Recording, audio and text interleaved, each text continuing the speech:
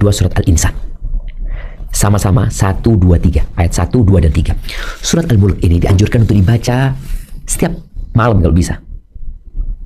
Surat Al-Insan dianjurkan dibaca yang paling baik amalannya. Ingat, garis bawahi, renungkan, yang paling baik amalnya, bukan yang paling kaya, bukan yang paling sukses, bukan yang paling pintar, bukan yang paling tampan. Selamat datang di channel Kalam Syiar FM. Segala kepemilikan. Kita ini nggak punya apa-apa. Sebagian kita merasa memiliki. Dan itu ujian pula yang menyebabkan dia akhirnya berat untuk berbagi dengan saudaranya. Karena dia merasa ini milik dia. Dia bekerja atau dia mendapatkan warisan. Maka Allah mengingatkan, di tangannya segala kepemilikan. Kalau ada istilah, oh tanah-tanah itu milik negara. Oke. Negara milik siapa? Indonesia punya siapa? Bumi ini milik siapa? Semuanya milik Allah Azza wa Jalla. Dan Allah Maha Kuasa atas segala sesuatu. Kemudian Allah menjelaskan kenapa Allah menciptakan kematian dan kehidupan. Kenapa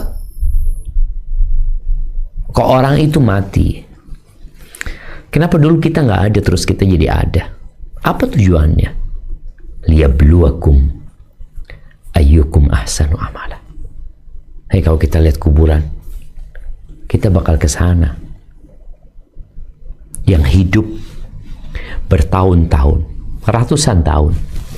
Nabi Nuh 1000 tahun lebih umurnya, tapi terakhir juga mati. Sedangkan engkau nggak bakal lama, ana dan antum ya 70 lebih dikit kalau nyampe. Allah menciptakan kematian dan kehidupan untuk menguji siapa di antara kalian yang paling baik amalannya. Ingat, garis bawahi, renungkan, yang paling baik amalnya, bukan yang paling kaya, bukan yang paling sukses, bukan yang paling pintar, bukan yang paling tampan, bukan yang paling kuat, bukan yang paling berkuasa, bukan yang paling cerdas, bukan yang paling sukses, enggak. Yang paling baik amalannya. Dan tatkala bicara amalan yang paling baik, standarnya atau syaratnya 2. Jadi kita kalau mengukur diri kita, apakah aku sudah paling baik amalnya? Oh, dokter ini kayaknya paling baik, Ustaz. Karena dalam sebuah hadis disebutkan, tatkala Nabi alaihi salatu wasallam ditanya tentang orang yang paling dicintai Allah, orang yang paling baik, beliau mengatakan khairun nas sallallahu alaihi wasallam anfa'uhum linnas. Orang yang paling baik adalah orang yang paling bermanfaat buat orang lain. Oke. Berarti dokter orang yang terbaik. Ingat, syarat diterimanya amalan 2. Yang pertama adalah ikhlas. Yang kedua sesuai dengan tuntunan, sesuai dengan aturan. Di dunia kedokteran, orang-orang yang ikhlas tapi ternyata ketika dia bekerja tidak mengikuti aturan, maka dia bukan dokter yang baik. Tapi kalau ada dokter yang mengikuti aturan tapi dia materi yang dicari adalah fulus dan dunia saja, apa kata orang-orang? Dia nggak baik juga. Standarnya 2. Ikhlas sesuai dengan aturan.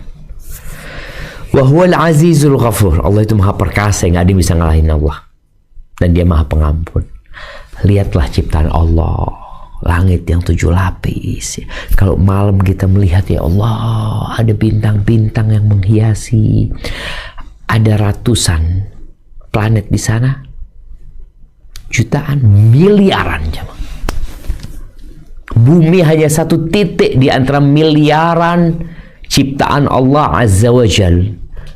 Tapi Allah menjadikan bumi yang layak untuk menjadi tempat tinggal manusia. Senang nggak? Dan kalau kita ngeliat dalam ciptaan Allah, nggak ada yang nggak seimbang.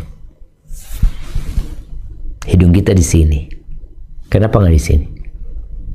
Mata kita 2. Kenapa nggak 1 aja di sini?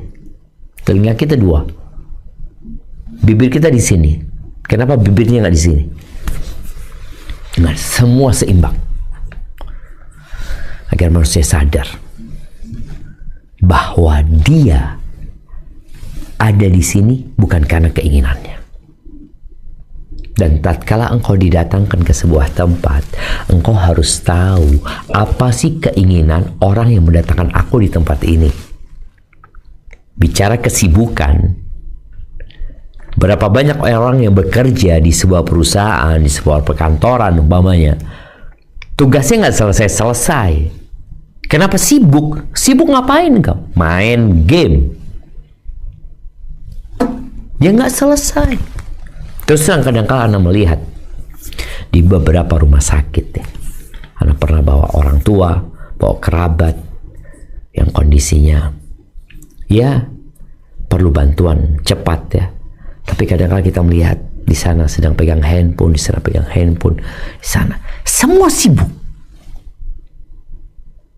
Tapi apakah kesibukanmu itu sesuai dengan tupoksimu? Atau ternyata engkau hanya menyibukkan dirimu dengan perkara-perkara yang sebenarnya hanya membawa petaka buat engkau. Baik, kita udah paham kenapa kita diciptakan. Untuk menguji siapa yang paling baik amalannya, bukan yang paling kaya ya, bukan. Kan ada di negeri kita majalah yang isinya mungkin pembahasan tentang orang-orang terkaya di Indonesia. Nanti ada orang-orang mungkin yang mendapatkan medali emas, ada perempuan mungkin kalau kita lihat di dunia ini ada Miss Universe tentang wanita yang layak menjadi ratu dunia, ada yang putri Indonesia. Enggak, bukan itu. Maka tolong seorang yang merasa akan meninggalkan tempat ini, supaya dia tahu sebelum kau pergi, engkau sudah tahu kenapa engkau diadakan di tempat ini. Baik. Yang kedua yang akan kita baca surat Al-Insan ayat 1 sampai 3 juga. Nah, silakan dibaca. A'udzubillahi minasyaitonirrajim. Bismillahirrahmanirrahim. Hal ata 'alal insani hinum minad dahri lam yakun syai'an madhkura. Bukankah telah datang atas manusia satu waktu dari masa, sedang dia ketika itu belum merupakan sesuatu yang dapat disebut. Inna khalaqnal insana min nutfatin amsyajin nabtalihi faj'alnahu sami'an basira. Sesungguhnya kami telah menciptakan manusia dari setetes mani yang bercampur, yang kami hendak mengujinya dengan perintah dan larangan. Karena itu kami jadikan dia mendengar dan melihat. Inna hadainahu sabila imma syakira wa imma kafura. Sesungguhnya kami telah menunjukinya jalan yang lurus, ada yang bersyukur dan ada pula yang kafir. Barakallahu fiik. Ana lahir kalau Masehi 15/12/77. Sebelum tanggal 15 itu, di tanggal 14, Ana nggak ada. Ana nggak bisa disebut Syafiq, nggak ada. Antum juga semua sama. Kita seperti itu jamaah. Dulu sebelum tanggal lahirnya Soeharto, nggak bisa disebut Pak Harto itu. Nggak ada dia. Begitu pula presiden-presiden yang selanjutnya. Sekarang presiden kita Prabowo. Sehari sebelum dia lahir, dia nggak bisa disebut apa-apa. Dan ketika lahir, dia lahir dalam kondisi lemah, lebih kuat anaknya ayam. Menetas langsung bisa cari makan. Lebih kuat anaknya sapi. Keluar langsung bisa jalan. Lebih kuat anaknya ikan. Keluar langsung berenang coba. Kita Allahu Akbar. Lahir, orok ya. Nggak bisa apa-apa, bisanya hanya menangis, ya, lapar menangis, haus menangis, sakit nangis. Yang ada kita merepotkan orang satu rumah. Itu kita dulu. Terus Allah menciptakan kita dari air mani yang bercampur. Allah bikin kita dapat mendengar dan dapat melihat. Apa tujuannya? Nabtali, untuk diuji. Dan ujian itu hanya dua hasilnya. Engkau bersyukur atau engkau tidak. Allah sudah memberikan segala fasilitas kepadamu. Apakah kemudian engkau menyibukkan dirimu dengan melakukan tugas, pekerjaan, aktivitas yang untuk itu engkau diciptakan? Atau engkau punya kesibukan lain? Nggak bisa sholat berjamaah karena sibuk main bola. Nggak bisa ikut kajian karena sibuk main pedal. Nggak bisa menuntut ilmu agama karena apa? Karena sibuk. Sibuk apa? Ya, sibuk sama pasien. Ahibati fillah, kesibukan itu banyak, tapi tolong engkau harus pandai-pandai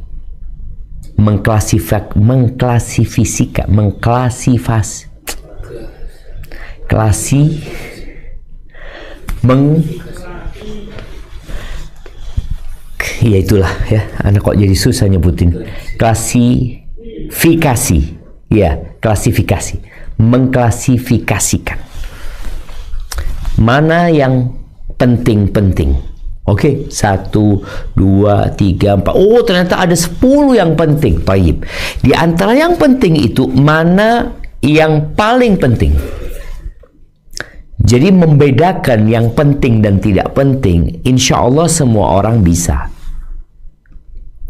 Tapi membedakan antara dua hal yang sama-sama penting, mana yang lebih penting, itu dibutuhkan ilmu yang lebih detail. Mana yang lebih utama? Engkau kajian habis sholat maghrib, atau engkau sholat sunnah setelah maghrib sampai isya? Sholat 2 rakaat, sholat 2 rakaat, sholat 2 rakaat. Mana yang lebih utama? Nah, disinilah waktu kita terbatas, sangat terbatas. Dan yang jadi masalah, kita nggak tahu kapan waktu kita habis. Orang kalau tahu waktunya akan habis,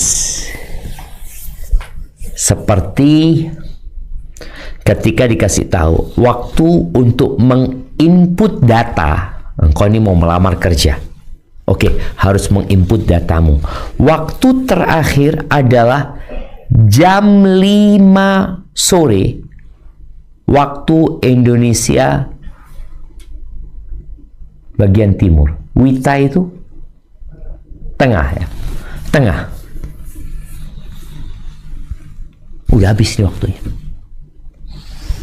selesai udah. Mau input nggak bisa, udah close karena by system, nggak bisa. Maka orang sebelum waktunya habis, dia akan menjalankan tugasnya ini dan itu. Ana pernah sibuk menggarap disertasi, tapi ketika menggarap disertasi, Ana juga punya kesibukan lain. Ana harus ngantar anak-anak sekolah, jemput sekolah, emaknya juga sekolah, masih harus belanja, kadang-kala ada urusan ini dan itu, ada banyak hal yang akhirnya disertasi hampir tidak selesai. Apa yang Anda lakukan? Anda kasih tahu istri sama anak-anak, kayaknya nggak bisa. Abah butuh waktu khusus untuk bisa nulis karena banyak kesibukan. Tapi kadang-kala kita harus pilih dan harus mengorbankan sebagian kesenangan kita demi sesuatu yang lebih penting dan lebih manfaat. Di surat Al-Fatah ayat 11, Allah menceritakan tentang orang-orang Badui yang tidak mau ikut umroh. Tidak mau ikut umroh. Di tahun ke-6 Hijriah, Nabi alaihi salatu wassalam mengajak para sahabat untuk umroh. Berangkat ke Mekah. Pada saat itu Mekah masih di bawah kekuasaan, di bawah otoritas orang-orang musyrikin. Yang tentunya ada resiko. Berangkatlah Nabi bersama 1.400 orang. Berangkat, terjadilah apa yang terjadi di sana. Kemudian ketika pulang, Allah sudah ngasih tahu. Nanti tuh ada orang-orang Arab Badui yang tidak ikut, dia akan buat alasan ini dan itu. Apa alasan mereka? Sibuk. Kita akan baca. Nah, silakan dibaca. Bismillahirrahmanirrahim. سيقول لك المخلفون من الأعراب شغلتنا أموالنا وأهلنا فاستغفر لنا يقولون بألسنتهم ما ليس في قلوبهم قل فمن يملك لكم من الله شيئا إن أراد بكم ضرا أو أراد بكم نفعا bal kana Allahu bima ta'maluna khabira. Orang-orang Badui yang tertinggal tidak turut ke Hudaybiyah akan mengatakan, harta dan keluarga kami telah merintangi kami, maka mohonkanlah ampunan untuk kami. Mereka mengucapkan dengan lidahnya apa yang tidak ada dalam hatinya.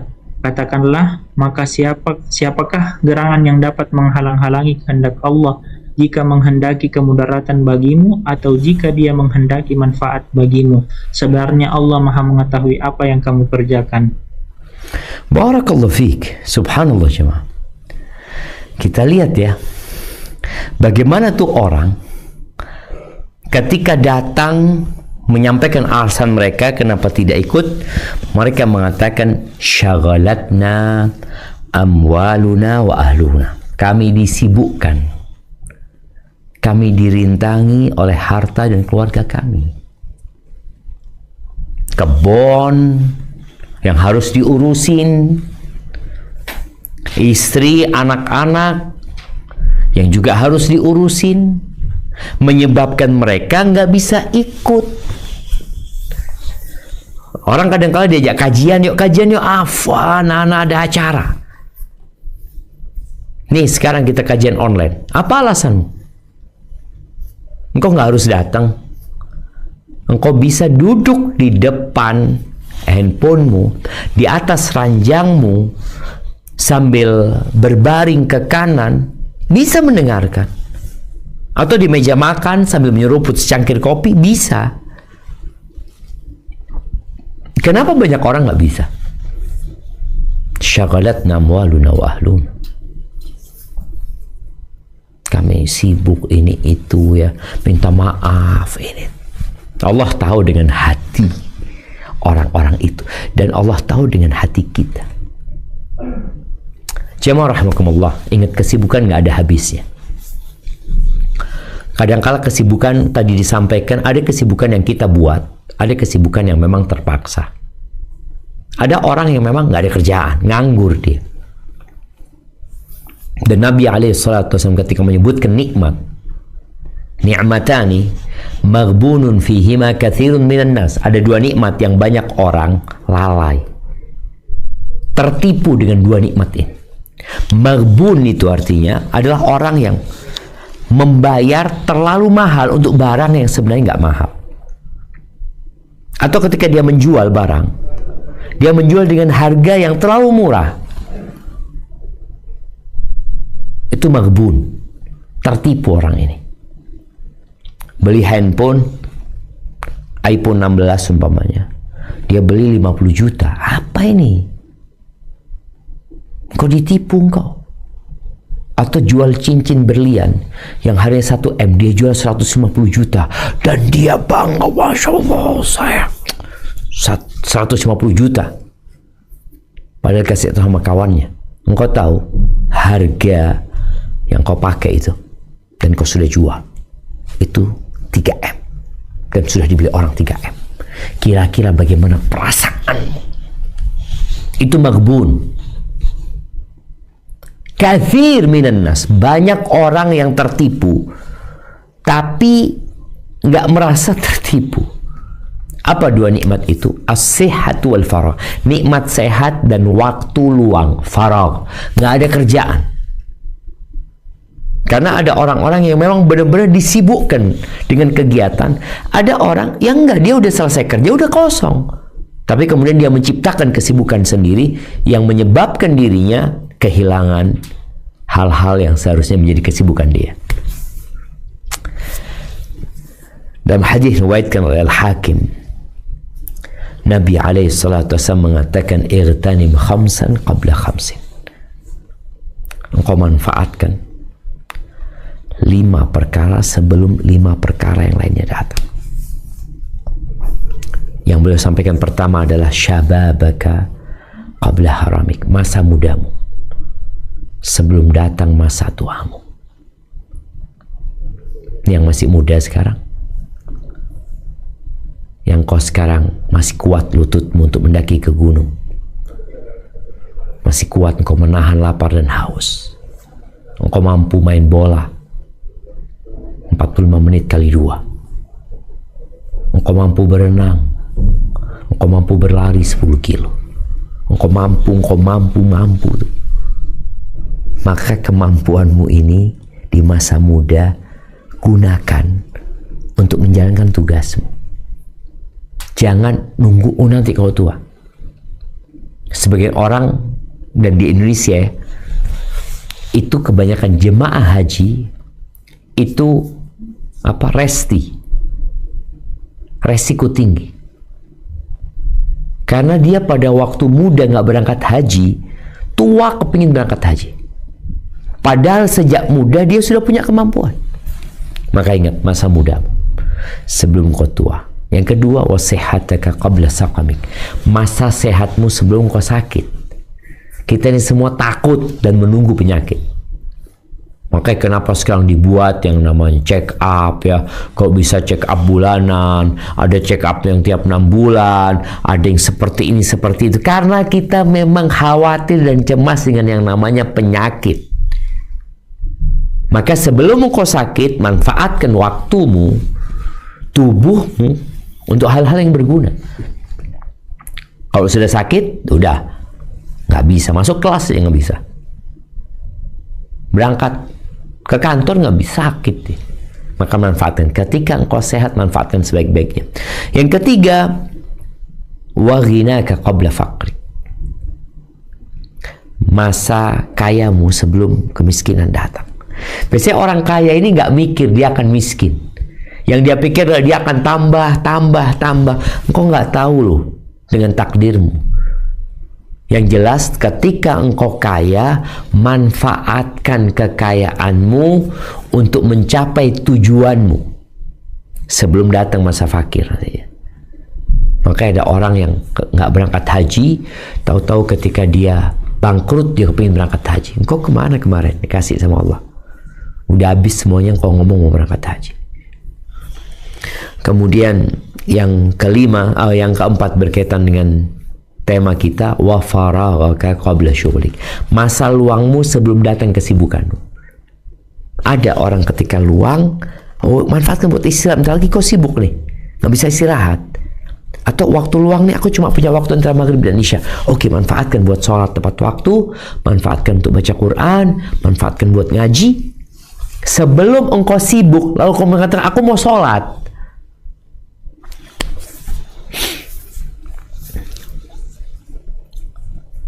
Abdullah bin Unais, salah satu sahabat Nabi dari kalangan Ansar, dia dikirim oleh Nabi SAW dengan satu misi, membunuh satu tokoh orang Quraisy yang sedang memprovokasi bangsa Arab untuk menyerang kota Madinah.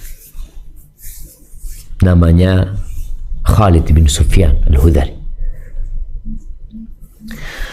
Nabi berpesan kepada Abdullah bin Unais, engkau kalau melihat orang ini, engkau akan merinding, seakan-akan engkau melihat setan.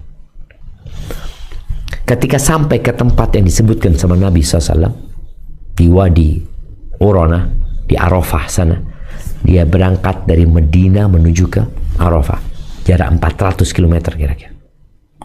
Sampai sana dia lihat orang ini dan dia merasakan merinding. Lalu kata dia, aku sholat asar waktu itu dengan berjalan kaki, karena khawatir kalau sudah ketemu sama orang ini aku akan disibukkan dengan hal-hal yang akhirnya aku akan terungkap kalau kelihatan sholat nantinya. Maka sholat sampai jalan. Ketika sudah ngobrol ini dan itu, dibunuh tuh orang dan dilaporkan kepada Nabi SAW. Ingat, masa luangmu, masa kosong. Jadi ketika seorang nganggur itu sebenarnya nikmat. Oh, dia nggak punya kesibukan, tapi dia menyibukkan diri dengan hal-hal yang tidak berguna kadang-kala. Maka tolong manfaatkan waktu luangmu sebelum datang kesibukanmu. Wa hayataka qabla mautik, hidupmu sebelum matimu. Ahibati fillah, Nabi menyebutkan bagaimana penghuni surga itu akan menyesal. Ahlu jannah pada akhirnya nggak ada, kalau sudah masuk surga itu udah selesai semuanya. Tapi kalaupun mereka menyesal, mereka itu akan menyesali atas satu waktu, atas sesaat dari hidup mereka yang lewat, dan di situ mereka tidak berzikir mengingat Allah Azza wa Jalla.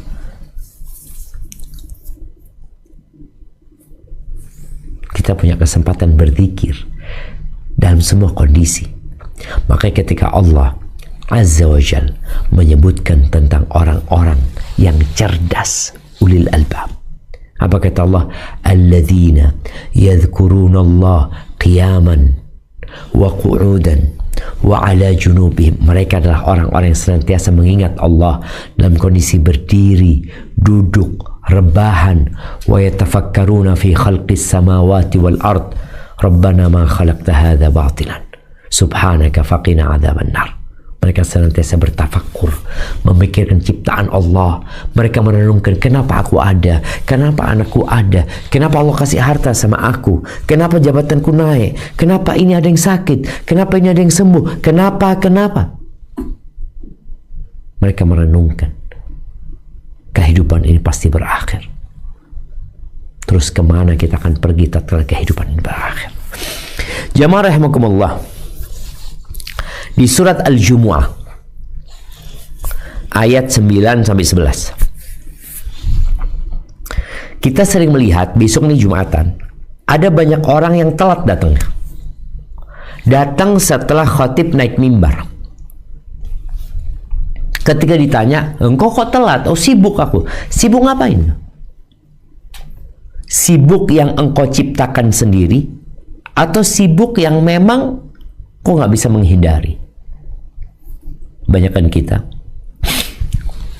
menciptakan kesibukan itu sendiri. Allah menegaskan bahwa ada perkara-perkara yang harus kau tinggalkan. Coba kita baca yang pertama, ayat 9. Tafadhal. يا أيها الذين آمنوا إذا نودي للصلاة من يوم الجمعة فاسعوا إلى ذكر الله وذروا البيع ذلكم خير لكم إن كنتم تعلمون. Hai orang-orang beriman, apakah apabila diseru untuk menunaikan sholat pada hari Jumat, maka bersegeralah kamu kepada mengingat Allah dan tinggalkanlah jual beli. Yang demikian itu lebih baik bagimu jika kamu mengetahui. Barakallahu fiik. Kita lihat ayat ini. Allah memanggil orang-orang yang beriman. Dan betapa seringnya Allah memanggil orang-orang yang beriman karena Allah cinta sama mereka. Kalau diserukan untuk sholat pada hari Al-Jumu'ah, mi yaumil jumu'ati, apa yang harus dilakukan? Fas'au ila dzikrillah, bersegeralah kalian menuju kepada zikrullah. Wa dzarul bai', tinggalkan jual beli. Bisnis ini tinggalin. Kemana? Engkau menuju ke masjid. Itu lebih baik buat kalian kalau kalian mengetahui. Ahibati fillah, di sini Allah menyuruh kita segera untuk ke masjid, untuk mendengarkan khutbah Jumat. Ketika Allah berbincang tentang surga, tentang ampunan Allah dan surganya, Allah mengatakan wasari'u ila maghfiratin min rabbikum wa jannah. Kalian bersegeralah menuju kepada ampunan Allah dan surganya. Ketika Allah berbincang tentang dirinya, bagaimana seharusnya manusia bersikap kepada Tuhannya, Allah mengatakan fafirru ilallah. Kalian kaburlah menuju kepada Allah. Tapi tatkala bicara dunia, mencari rizki, nih yang teman-teman menjadi dokter, ada mungkin yang menjadi profesi lainnya, dia cari rizki, dia bekerja, dia profesional, dia akan mendapatkan gaji di sana yang dengannya dia akan hidup. Ketika Allah berbincang tentang rizki di surat Tabarak, huwallazi ja'ala lakumul arda dhalulan famshu fi manakibiha wa kulu min rizqi. Dialah Allah yang menciptakan untuk kalian bumi ini landai sehingga bisa dijalani, dilewati. Kalian berjalanlah, gak usah lari, gak usah kabur, apalagi gak usah cepat-cepat. Nih di hari Jumat dengar adzan, tinggalkan semuanya, engkau menuju ke masjid. Itu lebih baik kalau kalian mengerti. Loh, tapi kan kita hidup di dunia, kita membutuhkan ongkos, kita butuh biaya ini, biaya itu. Nah, baik. Kita baca ayat selanjutnya.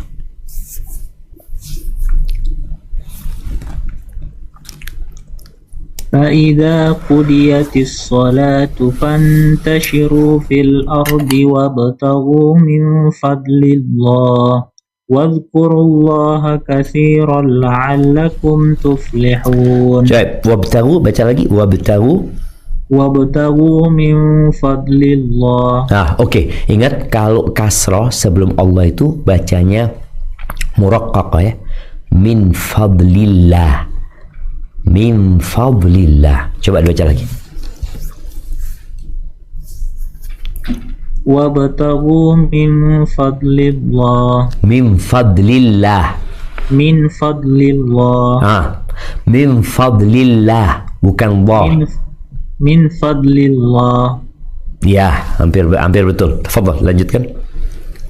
Wadhkurullaha katsiran la'allakum tuflihun. Apabila telah ditunaikan salat, maka bertebaranlah kamu di muka bumi dan carilah karunia Allah dan ingatlah Allah banyak-banyak supaya kamu beruntung. Barakallahu fiik. Kita lihat nih, engkau kan butuh biaya dalam kehidupan ini. Engkau punya keluarga yang jomblo mau menikah, yang sudah menikah harus memberikan nafkah. Maka selesai sholat silahkan bertebaran. Tadi kita harus tahu mana yang penting dan mana yang lebih penting. Orang itu harus bijaksana, meletakkan segala sesuatu di tempatnya. Engkau mengatakan, Ustadz, memberikan nafkah kepada anak dan istri fardu ain, na'am. Dan Allah memberikan arahan, selesai sholat, tafadhol, cari dari karunia Allah, tapi ingat sama Allah selalu. Namun ada manusia-manusia yang ternyata tidak pandai untuk tadi mengklasifikasikan antara yang penting dan lebih penting, antara yang wajib dengan yang lebih wajib, antara yang wajib dengan yang sunnah. Maka Allah katakan tentang kondisi sebagian manusia. Tafadhal, dibaca. وَإِذَا رَأَوْا تِجَارَةً أَوْ لَهْوًا انفَضُّوا إِلَيْهَا وَتَرَكُوكَ قَائِمًا قُلْ مَا عِندَ اللَّهِ خَيْرٌ مِنَ اللَّهْوِ وَمِنَ التِّجَارَةِ وَاللَّهُ خَيْرُ الرَّازِقِينَ. Dan apabila mereka melihat perniagaan atau permainan, mereka bubar untuk menuju kepadanya dan mereka tinggalkan kamu sedang berdiri atau berkhutbah. Katakanlah, apa yang di sisi Allah adalah lebih baik daripada permainan dan perniagaan, dan Allah sebaik-baik pemberi rezeki. Allahu Akbar. Kita lihat nih, orang cari rizki, dia sibuk dengan berbagai macam kegiatan, dia lupa yang kasih rizki itu bukan pekerjaanmu, tapi yang memberikan rizki adalah Allah. Yang memberikan rizki kepadamu bukan kantormu, bukan atasan, tapi Allah yang kasih rizki. Maka tadi ada orang-orang yang ketika melihat permainan, perniagaan, bisnis, dia tinggal. Masjid ditinggal. Mereka sibuk dengan apa yang mereka sukai. Padahal kata Allah, qul ma indallah, katakan yang di sisi Allah khair, lebih baik daripada permainan dan perniagaan. Dan Allah sebaik-baiknya yang memberikan rezeki. Jadi kalau engkau ingin rezeki, datanglah kepada Allah Azza wa Jalla. Jamaah rahimakumullah. Ya, kadangkala keluarga kita memang membuat kita tersibukkan mengurusin mereka. Bahkan tidak sedikit yang nggak berangkat haji gara-gara keluarga, nggak berangkat umroh gara-gara keluarga, nggak ngaji juga gara-gara keluarga, sodakohnya jadi sedikit gara-gara keluarga. Ada banyak peran keluarga yang membuat kita akhirnya nggak bisa berlari menuju kepada Allah Azza wa Jalla. Sibuk sama keluarga. Seperti tadi yang kita baca di surat Al-Fatah. Mereka nggak berangkat umroh karena apa? Syaghalatna amwaluna wa ahluna. Kita disibukkan dengan ngurusin keluarga dan anak-anak ini. Dan harta mereka. Mereka punya kebun mungkin ya. Apalagi sekarang banyak orang yang punya peliharaan-peliharaan yang nggak bisa ditinggal. Peliharaannya gimana, ini dan itu. Di surat At-Taghabun ya. Ayat 14 sampai 16. Allah memberikan peringatan kepada kita. Apa kata Allah? Nah, di surat At-Taghabun ayat 14 sampai 16, di mana Allah Jalla Jalaluh memanggil orang-orang yang beriman, mengingatkan mereka bahwa ada hal dalam kehidupanmu, mungkin di rumahmu, mungkin di tempat kerjamu, yang seharusnya kau waspada. Tafadhal.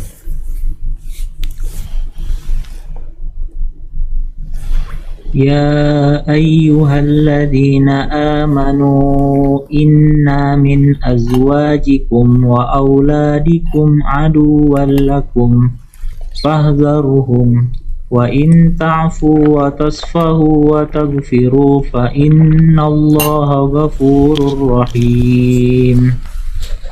Hai orang-orang yang beriman, sesungguhnya di antara istri-istrimu dan anak-anakmu ada yang menjadi musuh bagimu. Maka berhati-hatilah kamu terhadap mereka, dan jika kamu memaafkan dan tidak memarahi serta mengampuni mereka, maka sesungguhnya Allah Maha Pengampun lagi Maha Penyayang. Baik. Coba kita baca ayat ini dengan merefleksikan kepada kehidupan kita. Allah mengatakan, wahai orang-orang yang beriman, ada di antara pasangan-pasangan kalian, istri, anak-anak kalian yang musuh buat kalian. Betapa seringnya kita ngelihat ya, orang itu jadi bakhil gara-gara anaknya, jadi pengecut gara-gara anaknya, hidup dalam kecemasan dan kesedihan memikirkan anak-anaknya, lupa memikirkan dirinya. Padahal seharusnya kau menyelamatkan dirimu sebelum menyelamatkan yang lainnya. Dan itu sebuah kaidah dalam kehidupan nyata kita. Selalu disampaikan ketika orang naik pesawat, Pak Pramugari menyampaikan apabila terjadi kondisi darurat, kemudian jatuh tuh oksigen, jangan memasangkan orang lain. Pasang buat dirimu sendiri, baru bantu orang lain. Sebagian orang tua sibuk mencari harta. Oh, demi anak, demi istri, demi anak, demi istri. Oke, bagus, kau bertanggung jawab ya. Tapi hati-hati. Jangan sampai itu anak-anak dapat harta tanpa capek dan lelah, engkau kemudian dihisap dan diadab. Karena boleh jadi engkau lupa dengan halal dan haram. Ada di antara mereka yang musuh buat suaminya, musuh buat pasangannya. Maka waspada terhadap mereka. Kemudian kalau engkau memaafkan, tidak memarahi dan mengampuni, ya Allah itu Maha Pengampun dan Maha Pengasih. Kita juga banyak salahnya gitu. Tapi lalu Allah ingatkan kita di ayat 15. Apa kata Allah? Auzubillahi minasyaitonirrajim. Innama amwalukum wa auladukum fitnah wallahu indahu ajrun azim. Sesungguhnya hartamu dan anak-anakmu hanyalah cobaan bagimu, di sisi Allah lah pahala yang besar. Barakallahu fikum. Kita lihat ya. Di sisi Allah pahala yang besar. Ujian. Anak-anak itu ujian, harta itu ujian. Poinnya apa? Engkau bersyukur atau kufur. Jangan sampai karena sibuk ngurusin anak, ibu-ibu sibuk ngurusin anak, sholatnya telat-telat. Sibuk ngurusin anak, udah nggak peduli lagi sama mengaji dan menuntut ilmu. Sibuk dengan anak-anak, lupa ngurusin suaminya. Terus bagaimana sikap kita dengan banyaknya kesibukan yang terkadang kita nggak mampu untuk menjalankan semuanya? Apa yang harus kita lakukan? Allah jelaskan hal itu di ayat 16. Apa kata Allah? Fattaqullaha mastata'tum wasma'u wa ati'u wa anfiqu khairan li anfusikum wa man yuqa syuhha nafsihi fa ulaika humul muflihun. Maka bertakwalah kamu kepada Allah menurut kesanggupanmu dan dengarlah serta taatlah, dan nafkahkanlah nafkah yang baik untuk dirimu, dan barang siapa yang dipelihara dari kekikiran dirinya, maka mereka itulah orang-orang yang beruntung. Subhanallah jemaah. Jadi sikap kita ya bertakwa kepada Allah sesuai dengan kemampuan kita. Tapi dengarkan apa sih yang Allah minta dari kita. Soalnya ada orang yang nggak mau mendengarkan, nggak mau belajar, nggak mau ngaji, sehingga dia nggak tahu. Contoh di kampus ada pengumuman, sore hari ini untuk mahasiswa fakultas kedokteran itu kumpul di aula. Ini orang nggak dengar. Akankah dia kumpul di aula? Nggak bakal. Dia nggak tahu. Allah mengatakan wasma'u, dengarkan. Penghuni neraka itu, di antara penyesalan mereka nanti ketika mereka dimasukkan ke neraka, mereka mengatakan lau kunna nasma'u na'qil. Kalau dulu kami mau mendengar, ada kajian mau dengar, ada penjelasan, ada pengumuman, kami mau dengar, kami nggak bakal jadi penghuni neraka. Mau dengar dan memikirkan. Ma kunna fi ashabis sa'id, nggak bakal masuk neraka. Ya memang betul. Orang-orang itu karena nggak baca pengumuman, akhirnya dia kehilangan banyak manfaat. Atau baca pengumuman tapi dia tidak mau merenungkan dan menghayatinya, sehingga dia abaikan. Ahibati fillah, manusia itu kalau bicara dunia maka nggak ada puasnya. Ada seorang dokter yang ngomong sama anak-anak itu nggak bisa Ustaz memberikan hak-hak istri anak ya, anak-anak juga karena sibuk ya, praktek pagi di rumah sakit negara RSUD, kemudian nanti sore praktek, maghrib praktek, malam praktek lagi, ada yang 4 kali praktek. Anak tanya sama dokter tuh, dok ini pilihan atau memang perintah?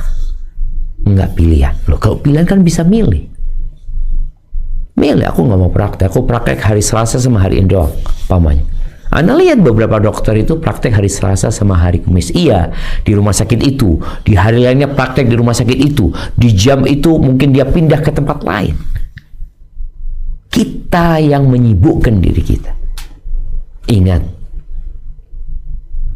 pada saat kita bisa menentukan,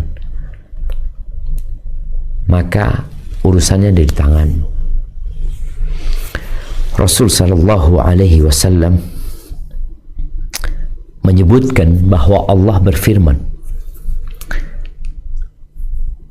"Inna anzalna al-mal liiqamis salati wa ita'iz zakah." Sesungguhnya kami, ini boleh jadi hadis qudsi. Ada yang mengatakan ini adalah ayat dalam Al-Quran yang kemudian lafadznya dihapus, hukumnya tetap berlaku. Lafalnya sudah bukan termasuk dari Al-Quran. Sesungguhnya kami menurunkan harta. Kenapa sih Allah berikan harta kepada manusia? Sebagian kita hartanya lebih banyak daripada sebagian lainnya. Allah sebutkan liiqamis salah wa ita'iz zakah, agar engkau bisa menegakkan agama ini dengan hartamu. Engkau harus beli pakaian yang menutup auratmu. Dengan harta engkau bisa bangun masjid sebagai tempat ibadah. Kau bisa beli kendaraan yang mengantarkanmu ke tempat ibadah. Untuk menegakkan sholat tuh harta. Wa ita'iz zakah, untuk menunaikan zakat. Lalu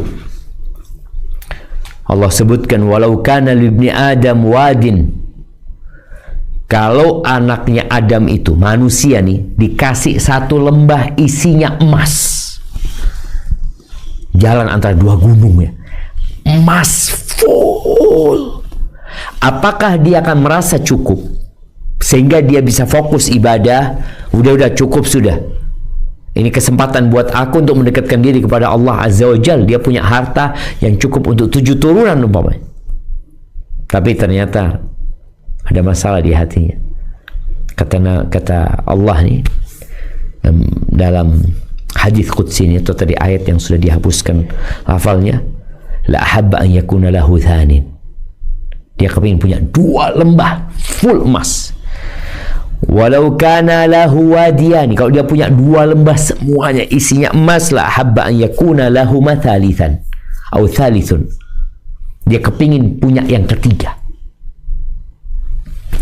Wala yamla'u jawfa ibni Adam illa turab. Nggak ada yang bisa memuaskan dia kecuali tanah.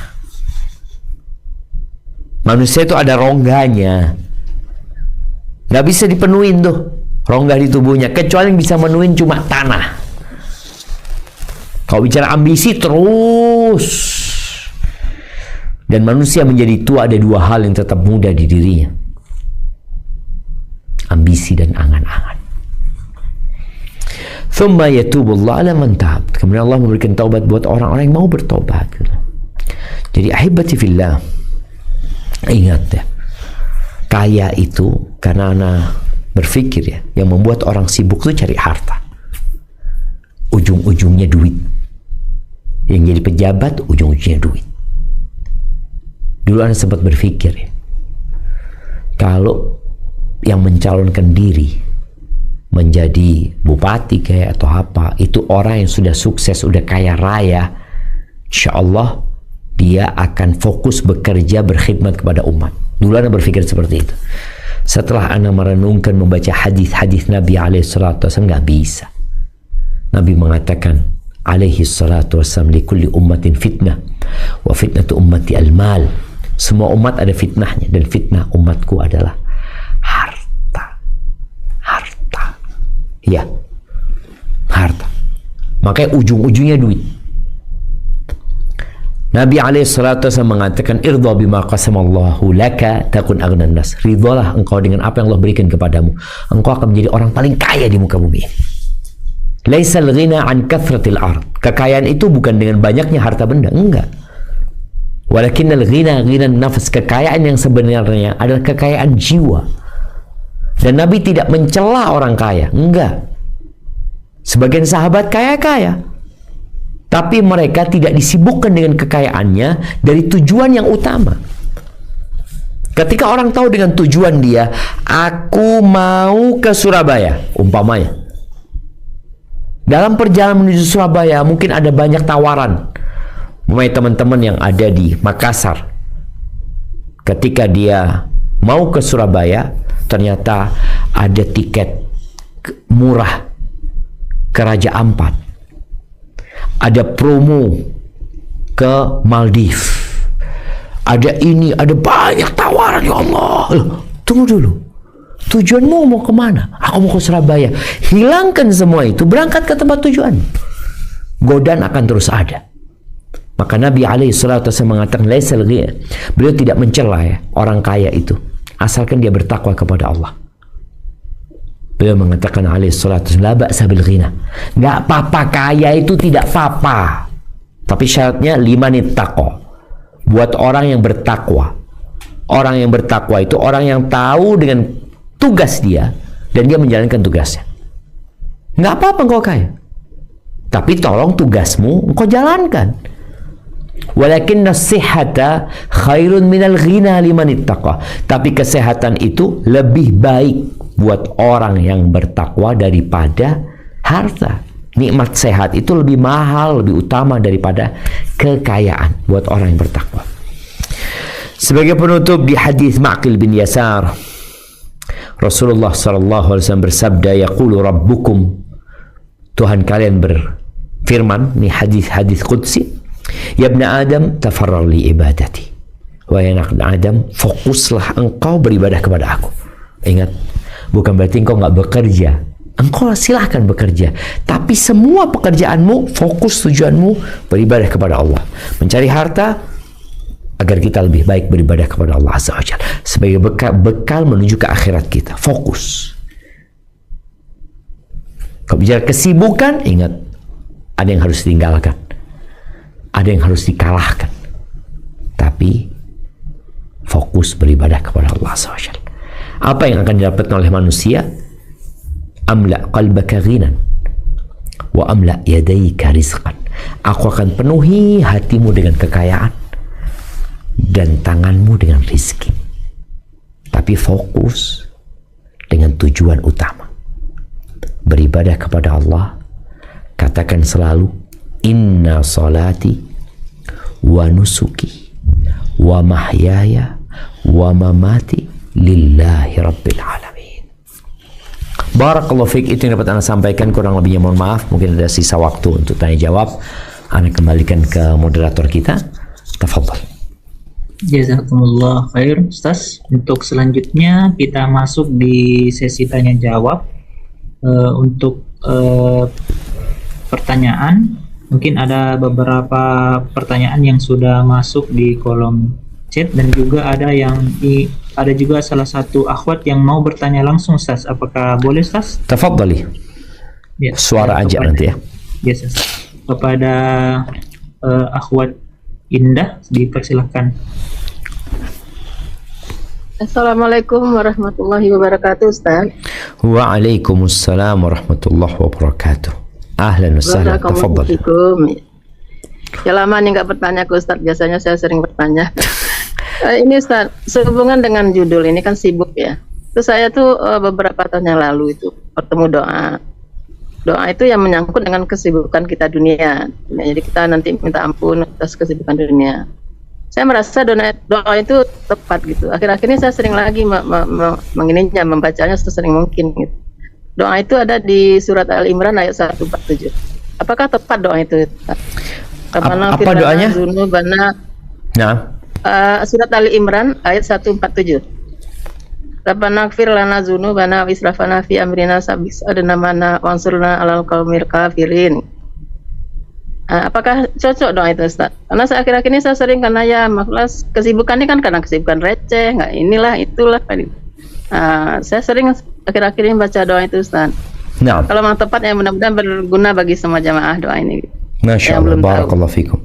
Jazakallah khair Ustaz, jazakumullah khair. Nah, Masya Allah. Iya jemaah, jadi di antara cara kita menghadapi kesibukan yang kadangkala nggak ada habisnya, karena orang hidup ya akan terus ada kesibukan yang membuat dia akhirnya bekerja, beraktivitas ya. Kalau barusan Ibu Indah menyampaikan dia biasa membaca doa ya. Dan memang seharusnya kita meminta kepada Allah selalu agar dibantu dalam melewati ujian-ujian ini. Salah satunya adalah doa yang diajarkan Nabi SAW kepada Mu'ad bin Jabal, ya Allahumma a'inni ala dzikrika wa syukrika wa husni ibadatika. Ya Allah, bantulah aku untuk senantiasa mengingatmu, bersyukur kepadamu, dan beribadah yang baik kepada Allah Azza wa Jalla. Allahumma habibna al-iman, ya Allah cintakan kepada kami iman, wa zayyinhu fi qulubina, dan hiasi dia di hati kami ya Allah. Wa karrih ilaina al-kufra al-fusuq wal-isyan waj'alna minar rasyidin, bencikan kepada kami kekufuran, kemudian dosa-dosa besar dan kemaksiatan, dan jadikan kami orang-orang yang mendapatkan petunjuk. Adapun doa yang dibacakan oleh ibu tadi, kalau kita membaca doa ini doa yang dibaca oleh orang-orang pada saat mereka berperang sebenarnya, tatkala mereka menghadapi musuh. Makanya kalau kita lihat doanya, Rabbana ighfir lana dzunubana, ini umum ya Allah, ampuni kami dosa-dosa kami. Dan mereka yang berperang adalah orang yang paling butuh diampuni sama Allah SWT. Mereka tahu bahwasanya mereka adalah pelaku dosa dan kita semua adalah pendosa. Wa israfana fi amrina, dan banyak kekurangan-kekurangan kami dalam urusan kami ya. Kadang-kala kita melampaui batas. Terus meminta kepada Allah, wa thabbit aqdamana, dan kukuhkan telapak kami dalam menghadapi musuh. Soalnya kadang-kala ketika berhadapan dengan musuh, kita jadi mundur, takut. Makanya doa memohon kepada Allah agar diteguhkan kedua kakinya, berperang sampai mati. Terus wansurna 'alal qaumil kafirin, dan menangkan kami atas orang-orang kafir. Lalu Allah katakan, fa'atahumullah thawabad dunya wa husna thawabil akhirah. Allah berikan kepada mereka pahala dunia dan yang terbaik dari pahala akhirat. Allah suka dengan orang-orang yang berbuat baik. Jadi doa ini boleh dibaca kapan saja sebenarnya, tapi doa ini lebih khusus sebenarnya dalam medan perang ketika berhadapan dengan musuh, karena memang ada makna di situ memohon supaya diteguhkan kaki kita ketika menghadapi musuh. Hadza wallahu a'lam bissawab. Nah. Jazakumullah khair Ustaz. Untuk selanjutnya kita beralih ke pertanyaan yang dari ruang obrolan. Di sini dari Helni Liana. Assalamualaikum Ustaz. Semenjak kerja shift-shiftan di rumah sakit, Ana tidak bisa istiqomah lagi untuk one day one juice. Karena Ana biasa habis shift malam pasti kelelahan. Apakah ini termasuk terhalang dari kebaikan Ustaz? Mohon doakan Ana agar bisa kembali bekerja tanpa shift malam. Ustaz, jazakallahu khair. Barakallahu fika. Naam ahibati fillah ya. Rasul sallallahu alaihi wasallam itu menyampaikan, khairul amali adwamuhu wa in qalla. Sebaik-baiknya amalan adalah yang berkesinambungan walaupun itu sedikit. Jadi kalau tadi dikatakan dia akhirnya nggak bisa melaksanakan sebuah amalan karena memang ada pekerjaan, mungkin bisa digantikan engkau tidak baca tapi mendengar. Jadi ada kondisi tadi orang kalau aku duduk membaca nggak bisa, tapi kalau dengar masih diperbolehkan umpamanya, ya dengerin. Jadi menggantikan yang biasanya kita baca akhirnya kita mendengar. Semoga tetap kita bisa mengistiqomahkan hal itu. Tapi kalau memang ternyata nggak memungkinkan, maka mungkin kita bisa mengganti. Rasul SAW kadang-kala kecapean, nggak sholat malam karena beliau sakit juga. Pagi harinya beliau ganti. Biasa beliau sholat malam 11 rakaat, ketika di waktu duha beliau sholat 12 rakaat. Jadi apabila Nabi SAW mengamalkan sebuah amalan, athbatahu, terus dijaga amalan tersebut selama dia mampu melakukannya. Coba engkau melakukan evaluasi diri. Boleh jadi ada kesenangan-kesenangan yang harus ditinggalkan. Karena kita mau istiqomah, ada kesenangan yang harus kita tinggalkan. Oke, ditinggalkan. Dan ketika engkau membaca Al-Quran, Allah akan tambah berkah di waktu kita. Boleh jadi kerjaan kamu yang biasa dikerjakan 2 jam, setengah jam selesai. Karena engkau terus atau selalu membaca Al-Quran. Hadza wallahu a'lam bissawab. Nah. Jazakumullah khair Ustaz. Selanjutnya ke pertanyaan yang lain dari ruang obrolan dari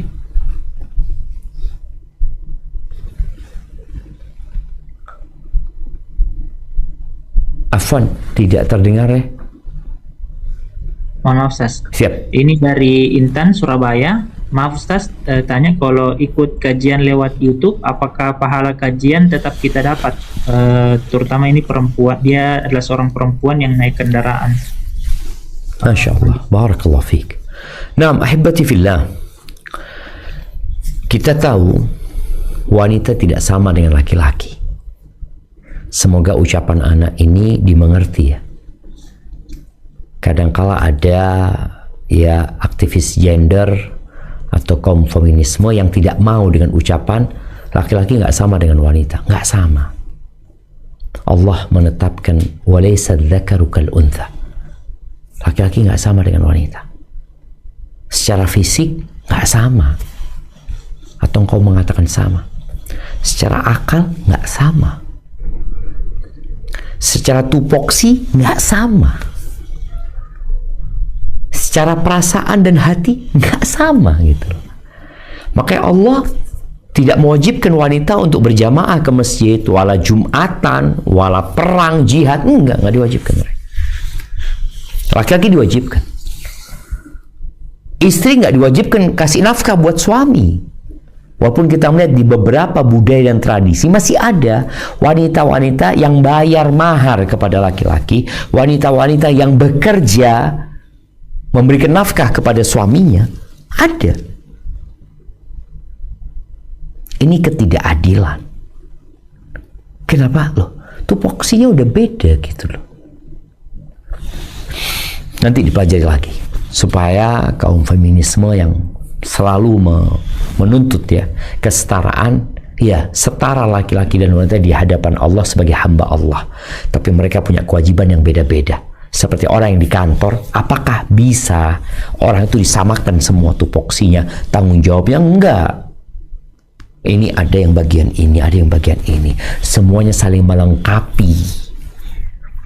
Dan bagi para wanita, Allah Azza wa Jalla mengatakan waqarna fi buyutikunna, tinggallah kalian di rumah-rumah kalian.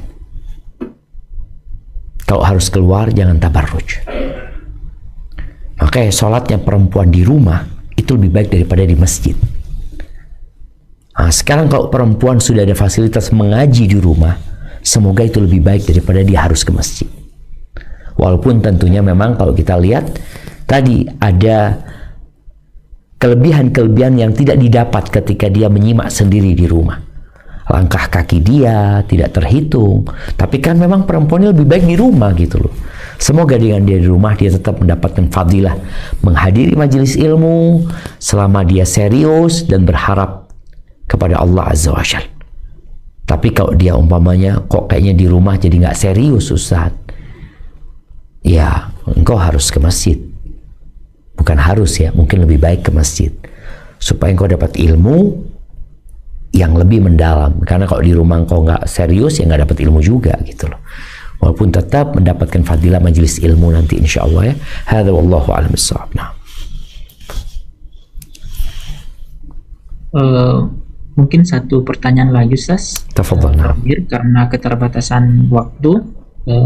Karena di Makassar insya Allah waktu maghrib itu masuk jam 18.02 Ustaz. Masya Allah, barakallah fiik. Jadi mungkin ini pertanyaan terakhir sebelum kita masuk ke sesi berdoa bersama. Ini pertanyaan di obrolan dari Ibu Sunarti ingin bertanya. Ini sebagian anak-anak generasi Z sekarang terkadang memiliki kesibukan yang beragam. Kami sering menuliskan kegiatan tersebut di stiker note kemudian dipasang di dinding kamar. Terkadang kesibukan tersebut adalah pilihan kami. Apakah akan bernilai ibadah di sisi Allah, Ustaz? Mohon pencerahannya. Iya.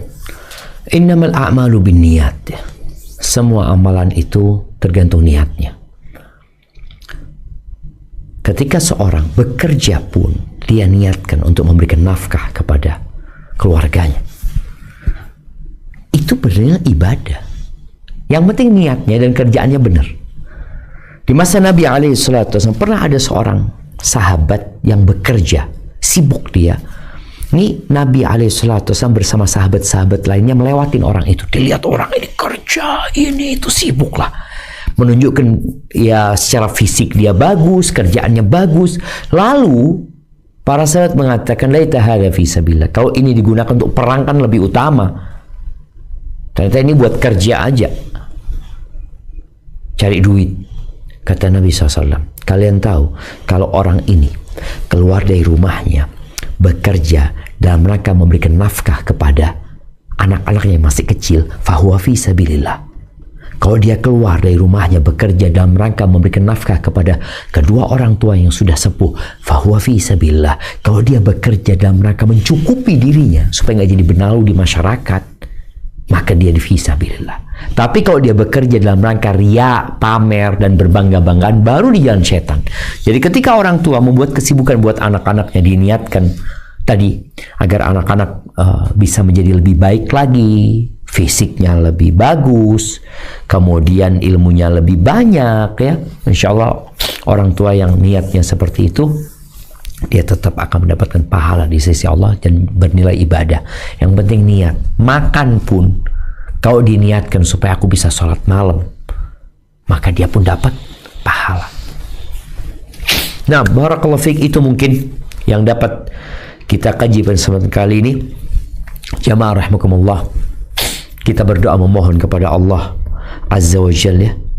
Di antara doa yang biasa Nabi baca bersama para sahabatnya ketika beliau bermajlis, ya, beliau sedikit sekali atau jarang sekali tidak membaca doa ini ketika beliau bermajlis dengan para sahabatnya. Apa yang beliau pinta?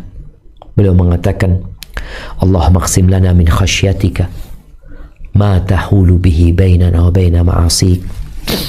Ya Allah, bagikan buat kami rasa takut kepadamu yang dengannya Engkau halangi kami dari perbuatan dosa. Wa min ta'atika ma tuballighuna bihi jannatak. Dan berikan kepada kami ketaatan kepadamu yang dengannya Engkau sampaikan kami ke surgamu. Wa minal yaqin ma tuhawwinu bihi alaina masa'ibad dunya. Dan berikan kepada kami keyakinan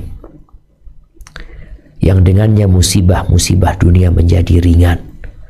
Wa matti'na bi asma'ina wa absarina wa quwwatina ma ahyaitana waj'alhu al-warith minna. Ya Allah, jadikan kami bisa menikmati pendengaran kami, penglihatan kami, kekuatan kami selama kami hidup, dan jadikan kami mati dalam kondisi sehat. Waj'al tha'rana 'ala man zalamana. Dan jadikan balas dendam kami kepada orang-orang yang menzalimi kami. Wansurna 'ala man 'adana. Dan menangkan kami dalam menghadapi orang-orang yang memusuhi kami. Wala taj'al musibatana fi dinina. Jangan jadikan musibah kami menimpa agama kami. Wala taj'alid dunya akbar hammina. Jangan jadikan dunia adalah ambisi kami yang paling besar.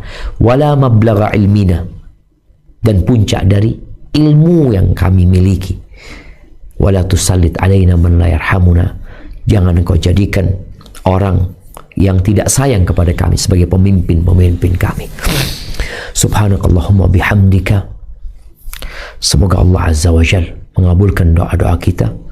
Wa sallallahu ala nabiyyina Muhammadin wa ala alihi washabihi wasallam. Ana mohon undur diri.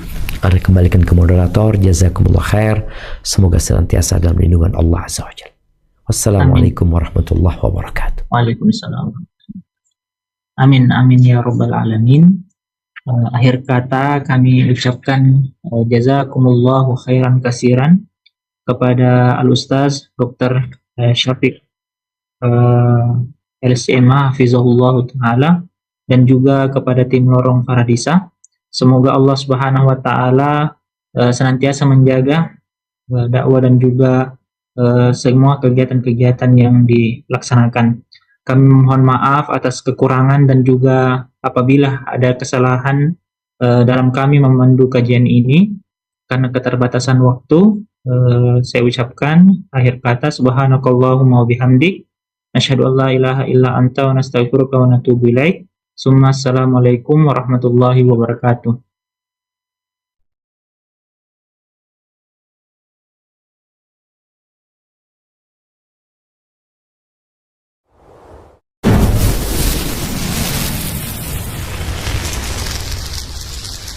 Samase, it's different.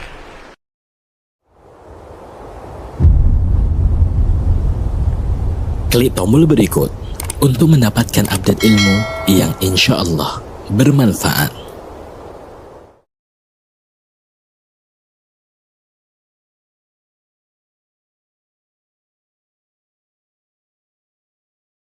Selamat datang di channel Kalam Syiar FM.